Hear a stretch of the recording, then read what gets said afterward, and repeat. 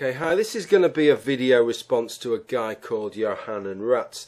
To give you, set the scene, I'd made a video called The Most Unbelievable Story Ever Believed, which was kind of, I suppose the BBC would describe it as a sideways look at the second Genesis account, if taken literally, because that's kind of what it was. He was looking at some of the ambiguities and some of the nonsense that results from a literal reading of that account. And one of the comments that I made on that is that really the concept of original sin hinges upon some kind of literal interpretation of the second Genesis account. Johanan Raatz responded to that and said, well, no, it doesn't.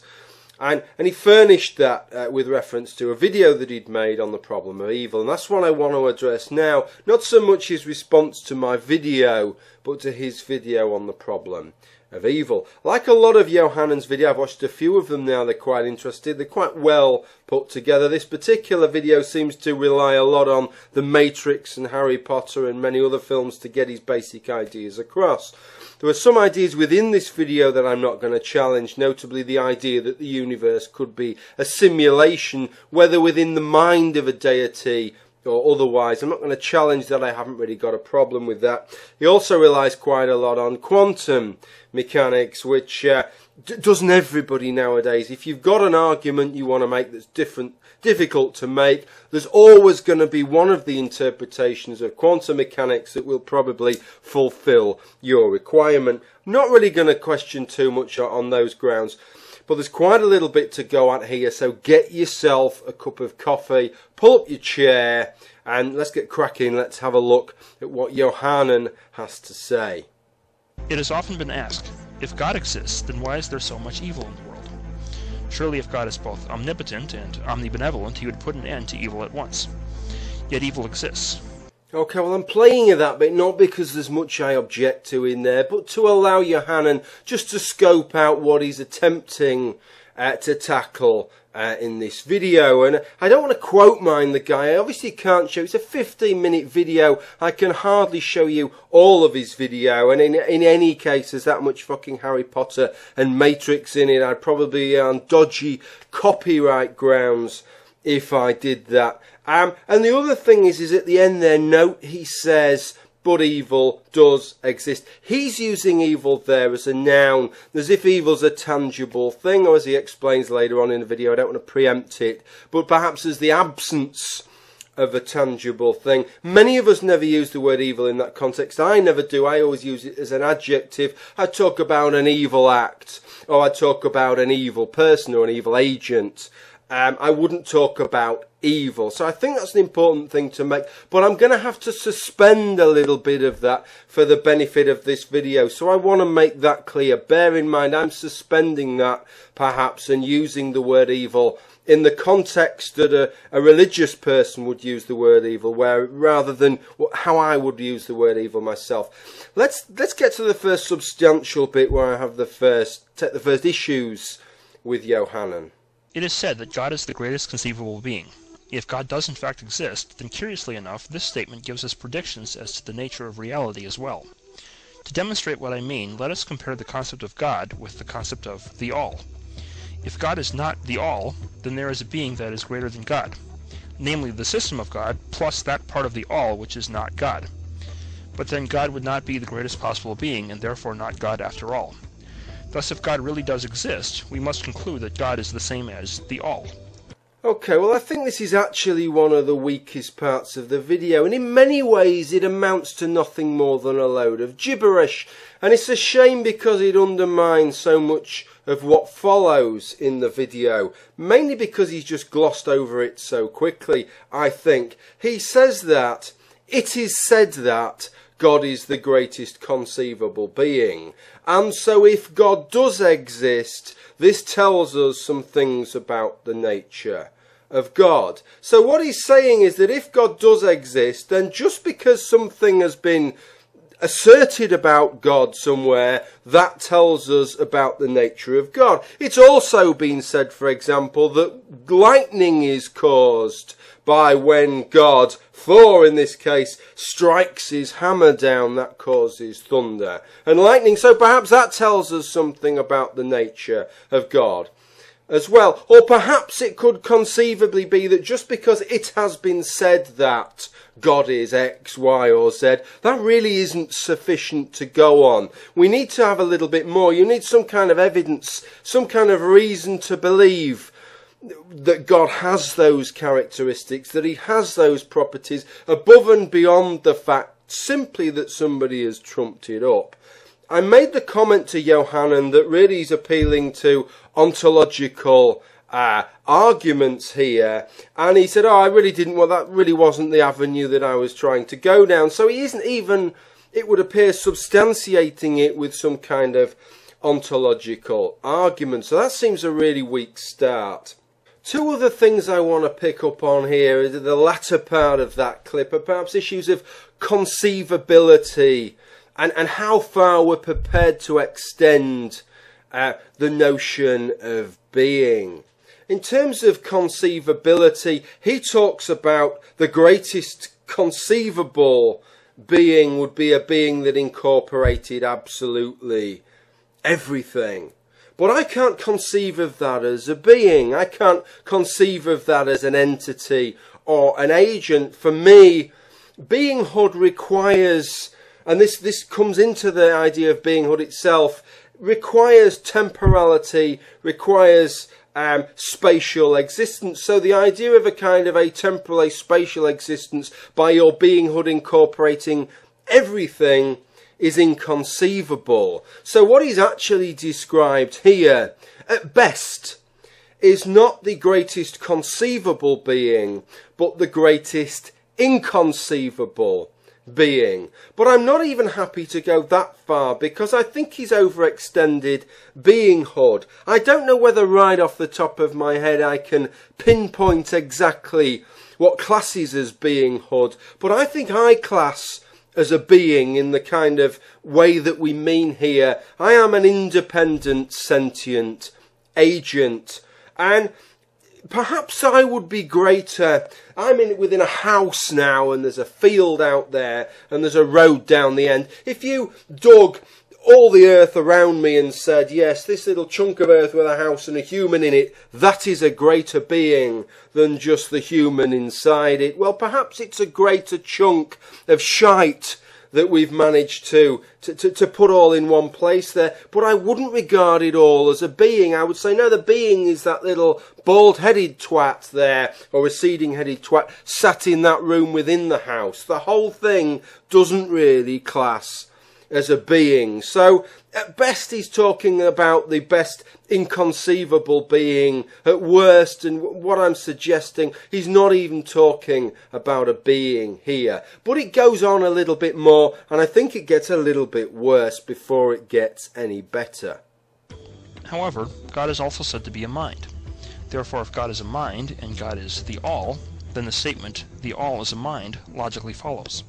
Okay, well, I don't think you need to be Nostradamus to predict what I'm going to say here. It's the same thing again. Where's his evidence that God is a mind? Well, there isn't any there, none presented. What's his philosophical argument that God is a mind? Well, there's none presented. His basis for saying that God is a mind is that it has been said by somebody else that God is a mind. So he's just kind of passing, I heard the guy down the pub say that God's a mind, so there you go. That's my evidence. Effectively, he's not given us anything more substantial than that. Now, I know that it's not just the bloke down the pub that says that God is a mind, but given that he bases everything that follows in this whole fucking video on this, I'd have thought that he would have tried to provide a little bit more of a foundation here. Well, a little bit of a foundation, because he hasn't provided anything of a foundation. Let's go on. He goes on in his video. Let's go on and see where he leads with this next.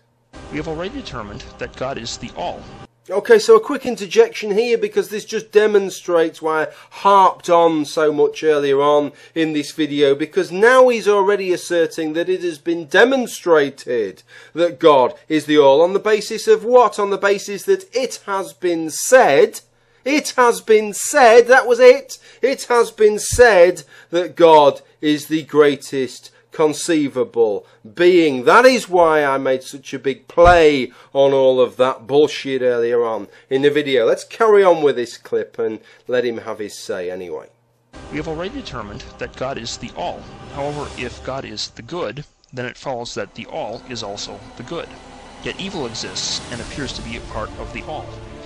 The only resolution to this paradox is that evil exists in the same way that shade or coldness exists, as an absence of good and not as a thing in itself. This is summed up in the Neoplatonist doctrine of privatio boni. Namely, evil is defined as the privation of good. Things would then be good insofar as they exist, and evil insofar as they are incomplete. Malice, for example, could be defined as a lack of goodwill, disease a lack of health, and war a lack of peace. Okay, well, it should be noted that there was a few minutes had gone by to get to this clip, and by this time Johanan had also smuggled in this Platonic idea of forms and of the good, as yet another thing to add to his mounting stack of things, which he isn't going to demonstrate, but he's just simply going to accept and then carry on as if they are entirely both unchallenged or perhaps unchallengeable. But I'm more interested in this idea, this route that he's going down of privatio boni. He talks about it being Neoplatonic. Of course, it's often associated with St. Augustine. I made a video about this. It's a pretty good video, actually. It's probably a lot more light-hearted than this video, looking at this idea of privatio boni and some of the problems that it entails and how you maybe could go around and tackle them using Christian Science, which is what I attempt to do with reference to how many old ladies you would have to help across the road to equal one Adolf Hitler. Go and watch the video if you want to know any more. But the basic problem is this. If evil is simply the privation of good, and if you had an entirely empty universe, there's nothing there at all, then wouldn't that be the most evil thing that there possibly is? Because there's none of God's milky goodness there. So perhaps what we have to do is, because if that was the case, then if we added a Hitler to that empty universe, and Adolf Hitler, I'm purely using just to symbolise something that we would all regard as evil. If you happen to be a particular Hitler fanatic, apart from getting your head looked at, what I would also suggest is just substitute somebody that you would view in the same way that most of us view Hitler there. What it would mean is if we added Hitler to that empty universe, we would end up with a universe that was less evil than a universe without Hitler. Because even Hitler has some redeeming qualities.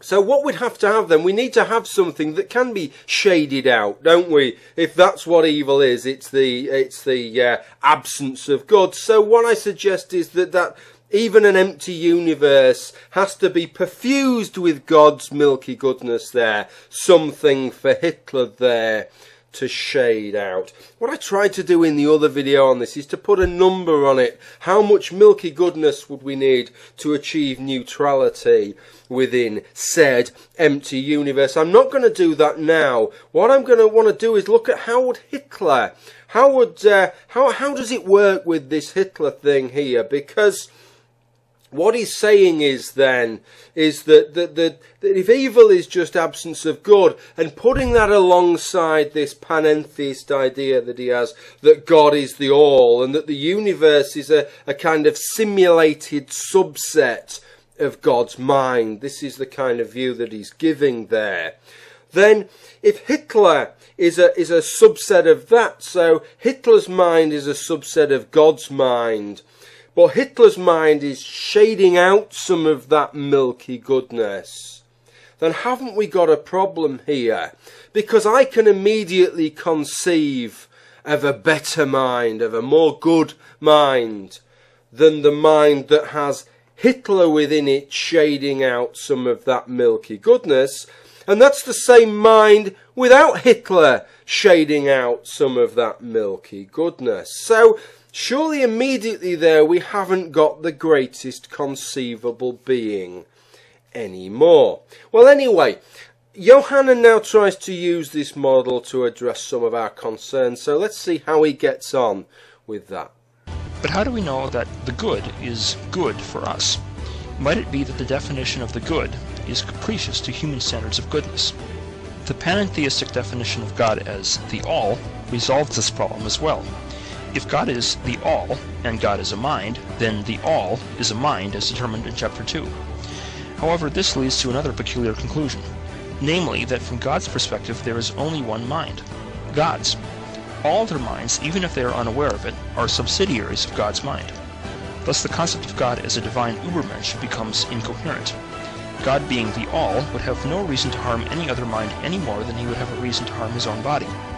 That's right, because we'd never do anything that could be harmful to our bodies, would we? That's why things like radiotherapy and chemotherapy, they just don't exist, of course. That's why gangrenous limbs, we never amputate a gangrenous limb to save the rest of the body. We just allow the limb to develop for the sake of the limb, don't we? And that's the problem, isn't it, with this argument that he's making, that it just doesn't hold water. We do things for us as a whole that are sometimes prejudicial to parts of our body, and we do that all the time.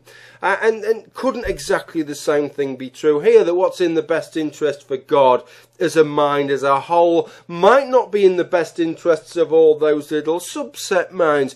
God can't guarantee that he's not going to do anything about any particular nodule or subset mind which could entail one of us, because it could be in the greater interests of the greater mind of the greater whole. Johanan doesn't address this at any point, and it's something that needs to be addressing. This feature of the video only highlights the problem that his model has. It doesn't go any way towards explaining those problems, even if Johanan thinks it does.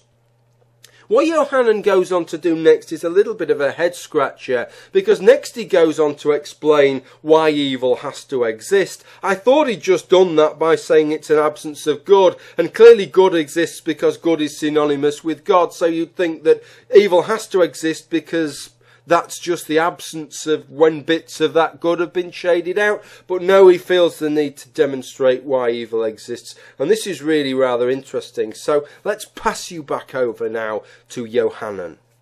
As we learned in chapter 3, evil is the absence of good and cannot exist on its own. Thus for evil to exist, good must exist as well. Thus for evil to exist within the virtual environment, the conscious state containing that virtual reality would have to know good as well. In other words, it would have to know the knowledge of good and evil. So what would it be like to know this knowledge of good and evil? Probably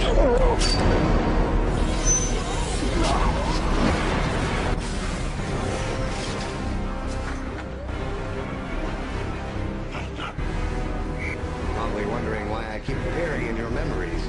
It's because I have inserted myself in to give you a lifetime of knowledge in a single syringe. Now you know.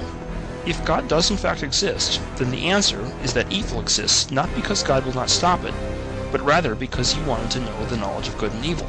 Okay, so here's the thing then. Johanan regards us as first man, or you could say kind of future echoes of first man. We are the descendants, spiritual or otherwise, of first man, and first man wanted to know about evil, and it's that wanting to know the knowledge of good and evil that set all this in motion. How other animals feature into all this, I don't know, because other animals were killing each other and ripping each other's heads off and tormenting each other long before we came around. And what we do doesn't seem to be qualitatively very much any different to that. And there still was volcanoes and there still was earthquakes before humans came around. So I really don't quite understand how it works. But this is the bit that I can't get my head around. He says that we wanted to know the knowledge of good and evil, and he wants us to show us, Johanan, the kind of things he means by evil. So what does he do? Well, what he does is he went out into the street, Johanan, he picked a child off the street, and he stuck skewers in the child's eyes till the child was writhing around in pain. The good thing is Johanan didn't do that. What he did was, he seeked together a few pieces of video footage and he put together a video to describe evil. He showed us that video of evil, and in doing so he imparted to us the kind of knowledge that he wanted to give us, or the kind of knowledge that we wanted to have, which was the knowledge of what these evil acts entailed, the knowledge of evil.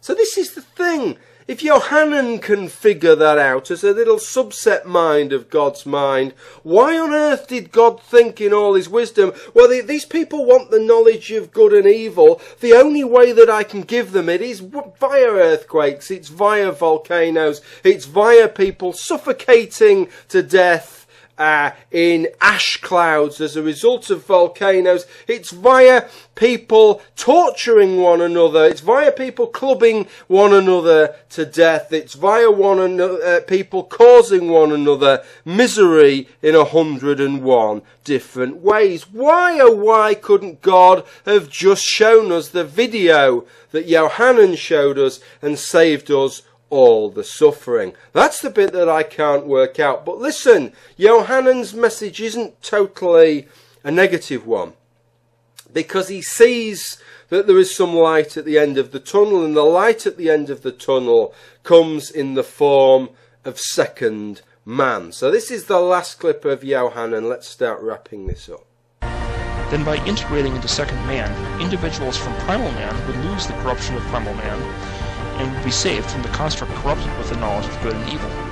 Okay, so this is Johanan's good news for us. First man, or primal man, or whatever, was corrupted by this knowledge of good and evil. But don't worry, because second man's coming on. It's just like the Matrix, because second man isn't corrupted by this. And first man, primal man, is going to be incorporated. We'll all be kind of incorporated into all of this, and we'll all be cleansed by it, our knowledge of good and evil. But I'm a little bit concerned, because how long is that going to last for? Let me give you a visual demonstration here, because I have my Bible with me. Every good atheist should have his Bible with him at all times. Now, this is just the Tanakh, okay? It's not the whole Bible. This is just the Old Testament. So let me offer this up to you here. That is about what we're talking about here. It's a wodge like that, okay, starting from Genesis and ending at 2nd Chronicles. This is just the Old Testament. Let me show you something. If I just take two of these incredible thin leaves of paper and just pull them to one side, see, that's all we've got, and that's what we've got there. This is the point here at which we became corrupted with the knowledge of good and evil. It's not as if we got significantly into it. We'd barely gotten started. We'd barely gotten off the first fucking page, and we'd wanted to dabble in the knowledge of good and evil. Why is this second man going to fare any better? My suggestion is that we'll get incorporated into this second man, and then second man will say, bugger me, what's this good and evil thing? Let's try and find out about it, and the whole shit will kick off again. If I've got a question for Johanan, what I want to know is what's going to stop the whole cycle repeating itself after about 5 or 6 hours of innocence. That's what I would like to know. I recommend Johanan's videos. I might have seemed a little bit critical here, but he's quite a good guy, and the videos are well worth watching. They're quite interesting, quite well put together. Hope you've enjoyed this video. That's all I've got to say on this now. Thank you for watching, and bye for now.